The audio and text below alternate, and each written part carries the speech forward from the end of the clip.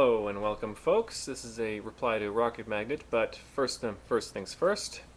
Congratulations to LZale42 for guessing the correct answer to the riddle, which was in fact house numbers. Congratulations, and you win my undying admiration, or something like that. Anyways, on to Rocketmagnet now. Now, thanks to you for the reply, which was a little more courteous than with the previous one, which is a good sign at least. So, let's see now. First you bring up the street lights and wonder how would this work without a state. Now, the first thing to understand is this is basically something that Stefan Molyneux once said about the topic. Let's see, where do I start? He compared this to the abolition of slavery, just to make a parallel here. The abolition of slavery was a moral imperative because slavery was, of course, evil. We can all agree on that. And yeah, when they did it, there was the issue of, well, what about the slaves? Who's going to provide them jobs? And what about the slave owners? Now they're out of a job. Who's going to provide them jobs and everything? And yes, these were issues that needed to be resolved about the matter, but they were not reasons to not end slavery. Like, you couldn't just say, oh, well, who's going to provide these people with jobs? Okay, I guess we just keep slavery going. No, you can't do that. It's not an argument.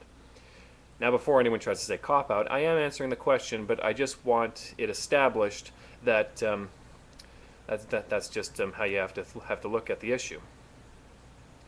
Now, streetlights. So you've got a town where there's no streetlights anywhere.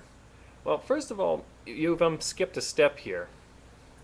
The first step is, who's going to actually buy a house in a neighborhood with a dark, unsafe street? I mean, would you? Because that's the thing. If you had two houses you could buy, one had streetlights and one did not, well, which one are you going to buy most likely? It's a pretty clear choice.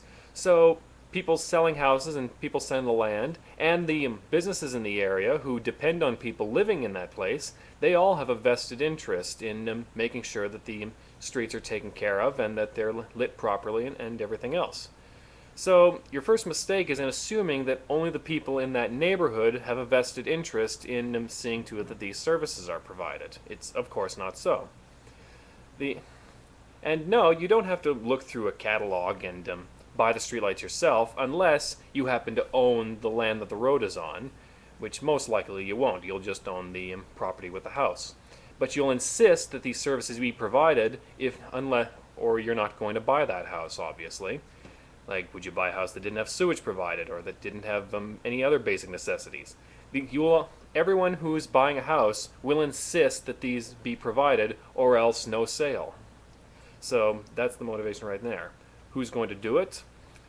Local businesses, people building schools, people who have a vested interest in making sure that people move into the place and that people can easily get around. So it's and all of this is done with no coercion whatsoever. It's just a simple fact. If there is money to be made in something, people will do it. Guaranteed. This is a universal fact. We know this.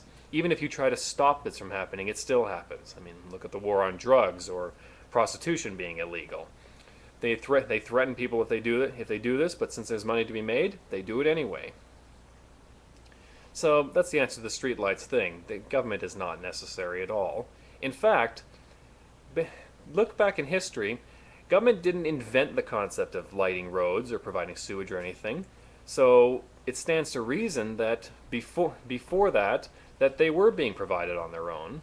Again, because there were businesses and there were businessmen and lots of other people who all had a vested interest in seeing that these needs were provided.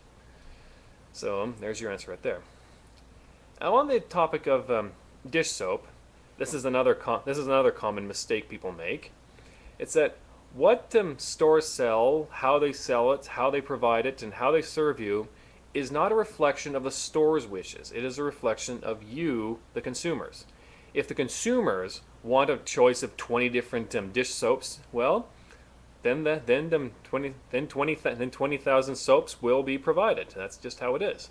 If there's only one brand the consumers want, then the store will only sell that one brand. So if you personally don't like having all that choice, well, don't blame the store for that. Blame the consumers, because the consumers in general, that's what they want. And so the store provides that because that makes the most amount of money. In this way, this is why we tend to laugh at people who say that profit's illegal, because as long as you're not using violence, coercion, or deception, profit is a measure of how much you have served your fellow man. So it's actually a very admirable thing. And this is why we oppose government, because they make profit using coercion.